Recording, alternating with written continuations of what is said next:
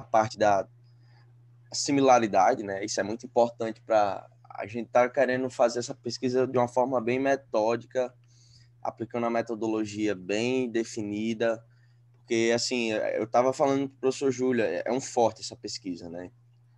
Isso, são poucos locais que fizeram isso, e a gente está conseguindo fazer isso no Brasil. É uma coisa bem, assim, é muito, muito promissora, né? Então, eu acho que primeiro caso aí, tanto que foi feita essa análise do solo, né, a identificação dos compostos, então é tentar fazer uma pesquisa bem metódica mesmo, que a gente consiga fazer uma abordagem científica legal, né?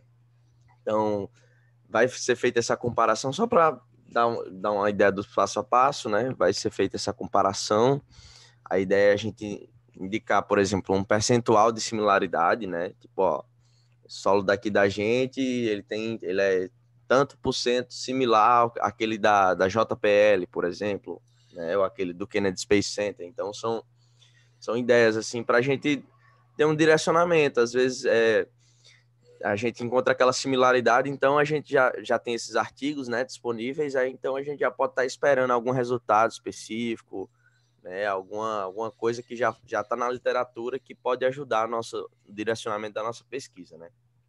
E agora, quanto à perspectiva estrutural, né, eu vinha comentando com o professor Júlio, para manter essa ideia da metodologia, eu acho que é muito necessário a gente estar em um ambiente, assim, promover essa pesquisa, né, um ambiente fechado, sem influências externas, né? Eu acho que isso é muito importante na perspectiva da estufa. Vou estar apresentando também com detalhes para vocês na sexta-feira.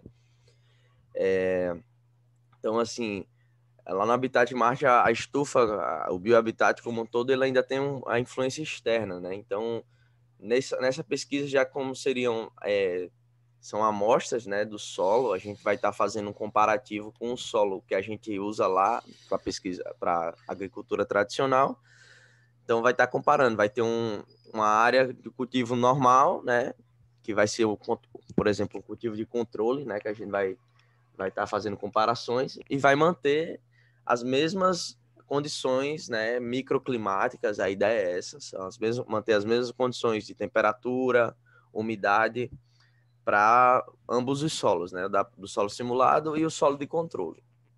Bom, o professor Júlio teve uma ideia muito boa, né? E a gente, uma coisa que é muito massa do Habitat Marte é que a gente busca sempre a reutilização de materiais, né? Reciclar, reutilizar alguns equipamentos lá que estão disponíveis e às vezes até sem uso, né? E assim, tem uma estrutura lá muito boa que ela até comporta assim as estruturas que a gente tem, né, com solo que está com solo, ela já é uma estrutura metálica, não, é de inox, né, professor Júlio? Acho que É de inox, é. Então já tem aí até a questão da durabilidade vai tá sendo uma coisa boa, que a gente vai estar lidando com umidade também, né? Vai ser a gente fechando, a ideia é fechar essa estrutura. Então vai ter uma umidade ali, promover mesmo um microclima, né? A gente colocar a ideia é colocar algumas ventoinhas para fazer a ventilação, ventoinhas para exaustão, né, para estar fazendo a troca de gás dentro da estrutura. E tá colocando sensores utilizando Arduino, né, sensores de temperatura, sensor de umidade, de iluminação, quanto à parte da iluminação, né, se a gente conseguir realmente fechar tudo, a ideia é estar utilizando LED, então vai ser uma iluminação artificial controlada também, para promover mesmo o ambiente controlado, assim, tipo, não vou dizer ideal, mas assim, o mais adequado para essa pesquisa, né? Para a gente, por exemplo, quando tiver na parte de desenvolvimento de artigo, por exemplo, a gente ter isso bem definido, né? Pô, a iluminação foi essa, sob essas condições a gente conseguiu esses resultados, né? Então, por isso a importância de estar fazendo esse desenvolvimento assim, bem metódico, passo a passo, né? O professor Júlio apresentou aí já uma evolução que vem tendo, né? Começou com o professor Júlio identificando quais os solos, né? E aí agora já pegou os artigos e agora já tem também, a gente fez a coleta do solo, já tem a análise dele e agora vamos partir mesmo para botar a mão na massa e desenvolver lá a estrutura, né? Eu acredito que seja isso.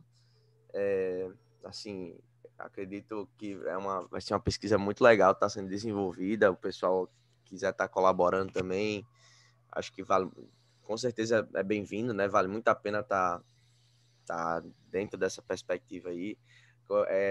Assim, o professor Júlio também comentou sobre a parte da irrigação, né? Acho que é muito importante mencionar isso.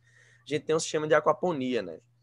E uma coisa muito legal do sistema de aquaponia é que ele proporciona o reuso de água, não só para o próprio sistema, mas assim, quando a gente vai fazer alguma limpeza, tem o sistema lá, o DWC, né? Vocês viram na live. Ele tem um decantador específico, então assim, o decantador ele precisa estar sendo, a água desse decantador precisa estar sendo renovada, retirada a água suja, está sendo colocada a água limpa, né? Então, fazer a troca parcial da água. E quando a gente faz essa limpeza, é muita matéria orgânica acumulada, e tem um processo de conversão aí através de bactérias anaeróbicas, né? Que a gente coloca essa matéria orgânica para descansar durante 30 dias, espera essa matéria orgânica decantar por completo, e a ideia é ter todo o processo de bactérias anaeróbicas, e depois tá colocando um oxigenador para fazer o processo assim, após os 30 dias começa o processo das bactérias aeróbicas, né? E vai estar transformando essa matéria orgânica em nutrientes, que é basicamente o que é feito no sistema de aquaponia, só que de uma forma mais vamos dizer assim, entre aspas, forçada, né? Tipo, a gente vai estar mantendo os 30 dias ali, coloca um oxigenador, e assim, é como se fosse realmente e a ideia é utilizar essa água da aquaponia para esse novo sistema, né? Então a gente já vai ter os parâmetros controlados ali da água, a análise da água já está sendo feita, né? Então a gente vai conseguir manter isso daí bem controlado também. E a gente está identificando ainda as possibilidades assim da irrigação, né? Eu e o professor Júlio, a gente começou a discutir na parte do gotejamento, que pode ser uma boa. Tem algumas outras técnicas assim de aspersão, né? Irrigar abaixo do solo. E aí a gente vai estar vendo qual seria o mais viável, né? Até questão econômica também, para estar proporcionando isso, né? E é basicamente isso. Ficou aberto aí também a questionamentos. O professor Júlio aí está à disposição. Se vocês tiverem algum comentário, alguma pergunta.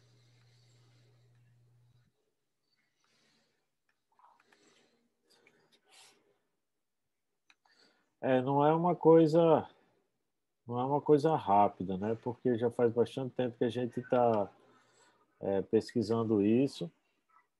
E, assim, a gente teve dezembro, um ano atrás. A Ana está entrando. Deixa eu só aguardar a Ana ingressar aí. A gente vai compartilhar esse vídeo também, tá? A Ana está acessando aí. Oi, Ana. Tá, acessou agora.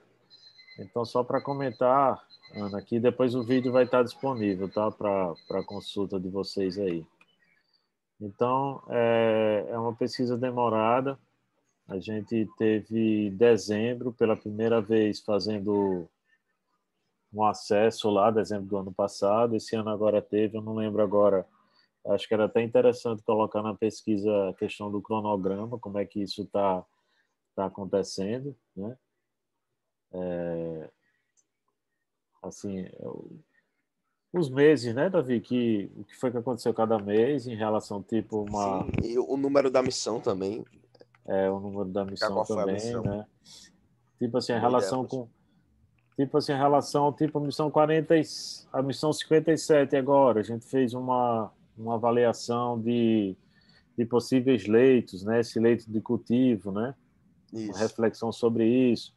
Aí nas missões anteriores, qual foi a missão que a gente teve lá no Pico do Cabo G? Então, acho que seria interessante resgatar isso. Acho que em termos de metodologia ficaria uma coisa interessante, né? Concordo. Então, não é assim, você veja que é uma coisa que não está concluída, é uma coisa que está em desenvolvimento, tá? E então, assim, isso imagino que vai se estender por 2021, 2022. E, assim, uma das coisas importantes que eu acho é justamente esse negócio da preparação do leite de cultivo, né? preparação do leite de cultivo que precisaria, eu acredito, ter esses sensores. O legal é se tivesse uma câmera também conectado com a internet, que a gente pudesse fazer essa consulta a partir de Natal, até pesquisadores que estivessem em outros estados também, até no exterior, eles pudessem ver, a gente compartilhar esse link e a pessoa olhar através da câmera como é que essa plantinha está se desenvolvendo, né? Essas plantas que vêm a ser cultivadas. Então, isso é uma das coisas que a gente está imaginando. Outra coisa também que é mais complicada é que é essa questão da impressão dos habitats, né? E então, assim, porque tem que ter essa impressora configurada com material, teria que desenvolver esse material pastoso, né? Numa composição, uma consistência que permita essa impressão, né? Então, isso é uma das coisas, um dos desafios que a gente tem aí em termos de formulação, né? Tanto a matéria-prima, essa matéria-prima pastosa ser utilizada, como também a questão da própria impressora, né? A gente já viu que tem uma universidade aqui no estado que desenvolveu isso, mas aí teria que configurar, ver se a gente poderia pegar carona nesse equipamento deles para usando essa pasta que estaria sendo desenvolvida, esse material pastoso, para estar sendo utilizado, né? Então, são algumas das coisas que a gente está imaginando aí, que são desafiadoras e também por não ter financiamento ainda, torna mais lenta essa pesquisa, né? Então, pessoal, pode ficar à vontade aí para apresentar os pontos de vocês aí.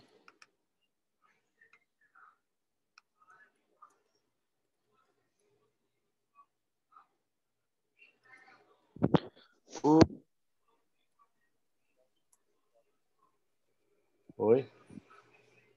Oi, Natan.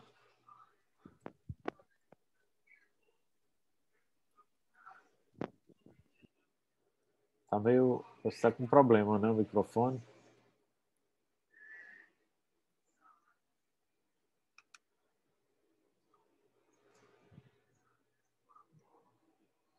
Se você quiser escrever, Natan, a pergunta aí, a gente responde, tá?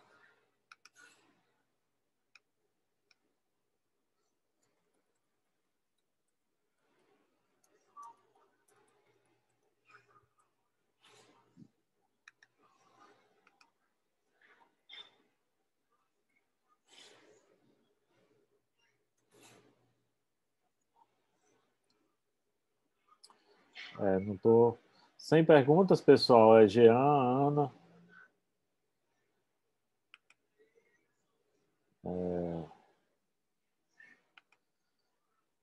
Então, se vocês não tiverem mais perguntas, a gente pode estar encerrando. Eu queria lembrar que na quarta-feira não tem ninguém ainda marcado, que vocês marquem os horários das apresentações de vocês.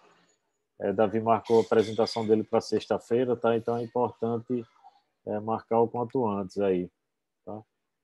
Então, o ambiente será controlado em relação à temperatura e umidade. Será uma temperatura análoga. Quer responder, Davi? Sim, então, Natan, a ideia, cara, isso aí eu vou estar apresentando com detalhes também, é que você perguntou, né, a temperatura análoga. Se a gente for considerar a temperatura de Marte, ela varia aí de menos 80, menos 160 em regiões polares também, né? Até 40 graus Celsius, até mais se brincar, 45 se eu não me engano. Então, assim, essa variação é muito pesada para a planta. E isso eu acho que até numa estufa mesmo em Marte é uma coisa que tem que estar sendo evitada. Então, assim, a ideia no caso de Marte, seriam ambientes artificiais, né? Então, um ecossistema artificial, né? A gente vai estar tentando manter dentro da estrutura um ambiente similar à Terra, sabe? Uma condição climática similar à Terra, né? Então, assim, a gente vai tentar manter alguns níveis de temperatura, vai ser difícil? Vai, porque lá é um espaço quente, né? A área lá do habitat Marte é quente. Dentro da estufa, só na estufa lá grande, a gente alcança temperaturas de 42 graus, né, lá dentro. Imagina num ambiente mais fechado, mais o enclosed, né, muito fechado mesmo. A ideia é manter ele totalmente fechado, mas também fazendo essa troca de ventilação, né, para estar mantendo uma temperatura que seja hábil para as plantas, né. Em relação à umidade, a ideia também vai ser controlar. Isso aí basicamente um sistema de troca de ar, né. Trabalhar com ventilação e exaustão, né.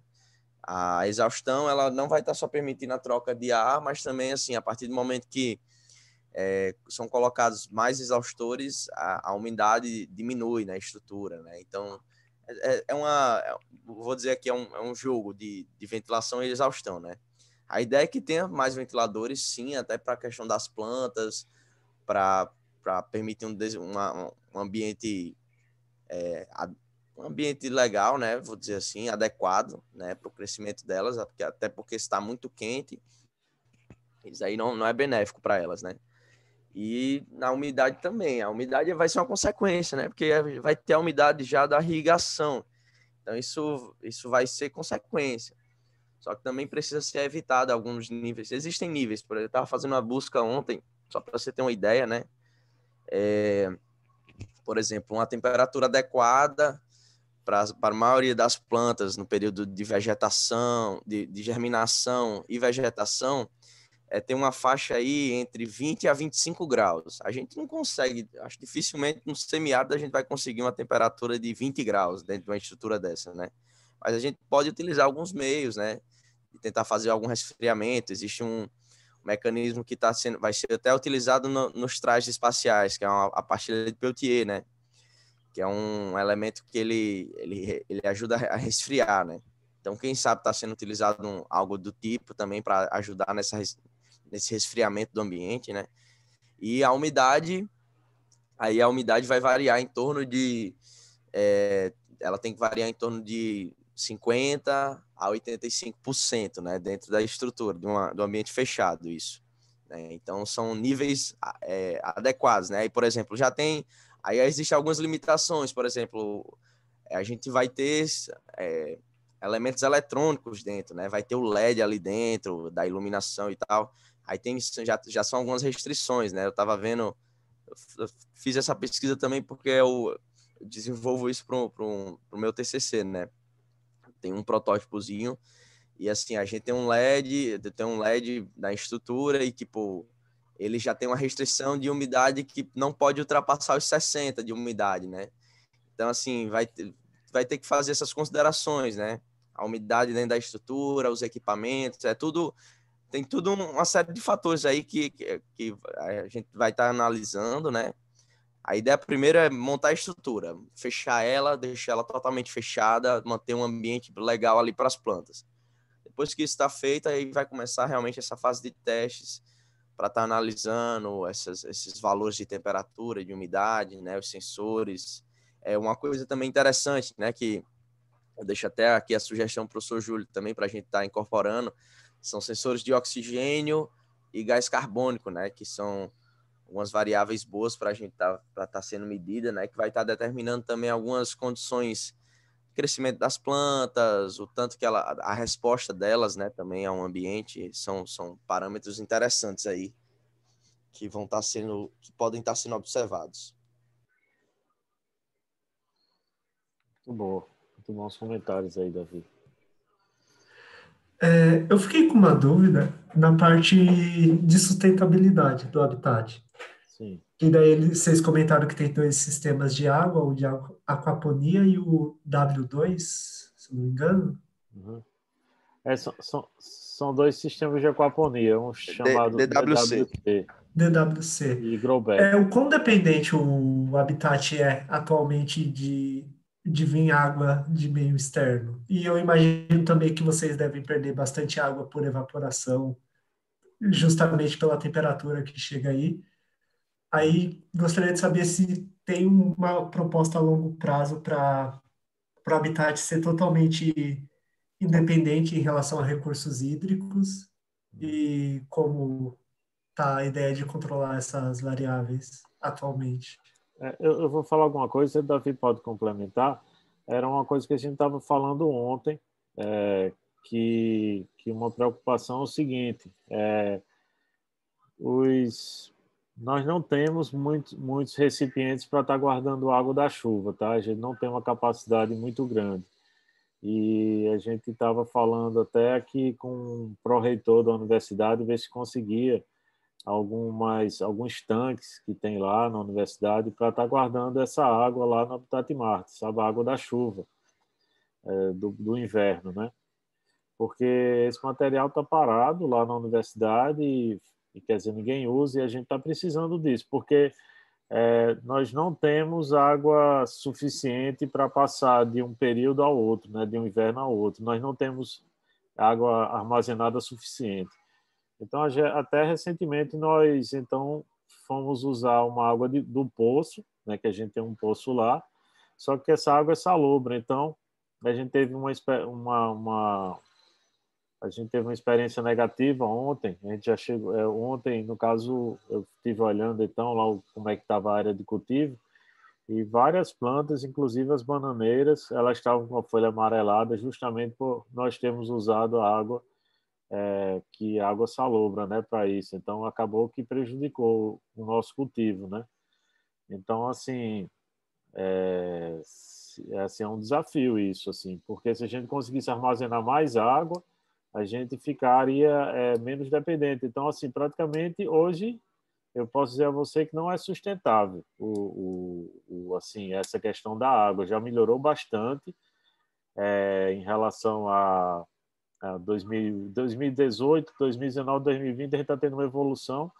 Então, a gente teria que agora, no mês agora de novembro, dezembro, a gente teria que tentar providenciar mais reservatórios, tá certo? Um reservatório, por exemplo, 5.000 litros ou 10.000 litros, para estar, de repente, armazenando, instalar calhas, mais calhas também nos telhados que a gente tem lá, para estar realizando a coleta dessa água, guardar essa água para que essa água ela seja utilizada no sistema. Então, a nossa área de cultivo ela não pode ser nem uma área grande, porque se ela for muito grande, vai demandar mais água e vai ficar complicado, né? Então a gente tem um limite, assim, a gente tem que fazer uma equação seguinte: essa quantidade de metros aqui de área a ser cultivada vai demandar tantos litros por semana, tantos litros por mês, tantos litros durante o ano. E a quantidade que a gente tem de água aqui, essa água que a gente armazenar, ela vai ser suficiente para passar o ano, entendeu? Então a gente tem que chegar a esse cálculo, essa relação aí, e com certeza a gente precisa expandir a área de armazenamento, né? Ter mais reservatórios para coletar essa água aí. E agora em relação à questão do sistema de aquaponia, a aquaponia ela já é um sistema que ela tem uma evaporação menor, né? Então isso aí é uma vantagem também, que assim assim, alguns artigos eles falam que chega a economizar 85% da água, né? Então ela reduz 90, professor. 90%, né? Assim da evaporação. Então já seria uma iniciativa para a eficiência no uso da água, porque ela estaria diminuindo fantasticamente essa questão da evaporação, né? Davi, se você quiser complementar aí a pergunta, a resposta. Sim. Não, boa, foi uma boa pergunta, Jean. Como o professor Júlio falou, é uma coisa que a gente estava discutindo lá na visita técnica, né? E realmente é uma coisa muito necessária. Só pegando aí o gancho da evaporação, aquaponia, né? O professor Júlio falou, esses 90%, né, de economia de água, porque é um sistema de recirculação, né? Chama Closed Loop System. Então, é um sistema de ciclo fechado, então a água vai e volta, né? A estufa em si, ela já é um ambiente fechado ali de estufa, ela já é uma coisa que é benéfica, sabe? Ela evita esses altos níveis de evaporação. Sim, a gente existe assim, algumas perdas, às vezes uma tubulação ali que não está bem conectada, isso é comum, sabe? Assim, às vezes tem um gotejamento ali, alguma coisa no canto que a gente não espera. Um exemplo que eu vou dar foi feita a troca da bomba de água do GrowBed, do sistema GrowBed, e não foi, não tinha sido, os parafusos não estavam bem fixos. Aí quando eu fui fazer a manutenção lá do sistema, acabei encostando na bomba por um acaso e comecei a sentir que estava pingando, sabe? E assim, aí são perdas, né? Vão de perda em perda, né? Aí a gente já tem acaba sendo uma quantidade bem grande. Mas assim, aí eu fui, ajeitei lá a questão dos parafusos, né? Mas assim, só para exemplificar, né? Então, só para você ter uma ideia, assim, a gente tem ainda um nível, mas, né? Tem um sistema que ele fica como são dois, né? Tem um do DWC, que ele tem as placas de isopor. As placas de isopor em si, elas cobrem ali a superfície da água e, querendo ou não, evita ainda um pouco dessa evaporação, né?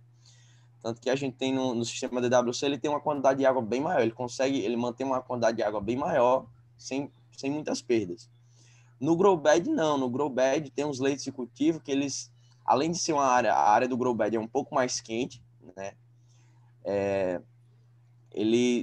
Tipo, o GrowBed em si, são dois momentos, né? Tem um momento que ele está enchendo e ele enche até o topo, tem um momento que ele seca, né? Aí fica esse ciclo, enchendo e secando, enchendo e secando. E quando ele está totalmente cheio, a tendência mesmo dele ter essa troca, né? Ele tá sendo influenciado pelo externo, né? Pelo calor externo, aí a tendência é de evaporar mais. Então a gente consegue ver no sistema GrowBed essa diferença no tanque de peixes, né? Ela tem ali às vezes tem abaixa o nível para a gente chegou a medir assim, abaixa 10 centímetros do nível da caixa, né? Do tanque lá. Isso é uma quantidade assim que pode estar afetando o sistema. E por isso a importância da troca parcial de água, né? Eu vou dar um exemplo que eu realizei durante a manutenção do sistema.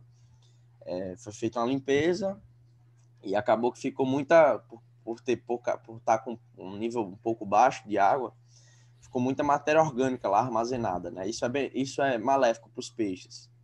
Aí, como o outro sistema estava com a quantidade de água já maior, eu peguei e fiz a troca de uma troca parcial de água de um sistema para o outro, né? Isso traz também a importância de sistemas diferentes, desacoplados, né? Porque aí a gente consegue ter essa flexibilidade, né? E vou dar um exemplo também do canteiro econômico, né? O cultivo tradicional lá, a gente são dois sistemas, o gotejamento, né?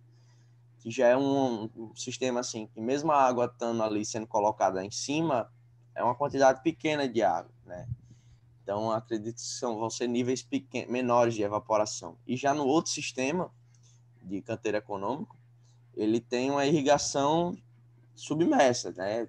Existe um cano que passa por debaixo do solo e ele irriga pelas raízes, ele irriga por baixo. Então, aí a perda por evaporação também já é bem menor, né? Então, os próprios sistemas em si de cultivo, posso falar isso com propriedade, os próprios sistemas de cultivo em si, eles já têm técnicas, meios aí, né, de estar evitando essa perda maior de água, né? Isso é a questão das perdas, né? Realmente, a parte da coleta, do armazenamento é uma coisa que eu e o professor Júlio estavam falando, realmente precisa estar sendo incorporado novos reservatórios, a gente faz a coleta da água da chuva também, né? Por exemplo, então a água da chuva ela já é utilizada em alguns sistemas, né? Tem um sistema lá de reaproveitamento de águas residuais, né? Tratamento de águas cinzas, que também ele está sendo, a ideia, ele está destinando ele também para a agricultura, né? Para o sistema de cultivo tradicional, o canteiro econômico. Então, assim, vão sendo aplicados métodos, né? Que a gente vai conseguindo diminuir essas perdas, né? E é basicamente isso.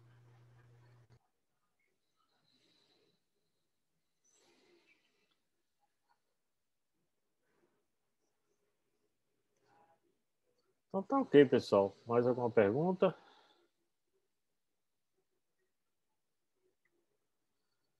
Então tá ok. Então eu aguardo ver quem é que pode estar participando fazendo a apresentação na quarta-feira, tá? Vocês vejam lá os horários que estão programados lá para vocês informarem quando é que pode ser a apresentação de vocês, tá bom? Um abração, pessoal.